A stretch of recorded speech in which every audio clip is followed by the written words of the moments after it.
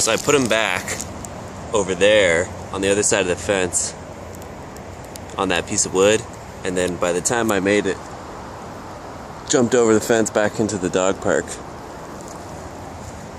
he had made his way right here next to the fence. And he was just trying to jump through the fence into the dog park. So I'm trying to build up like a wall so that he can't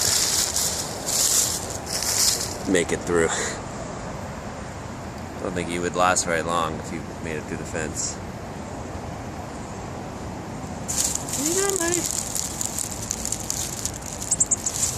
See, he can fly a little bit. He kind of jumps around.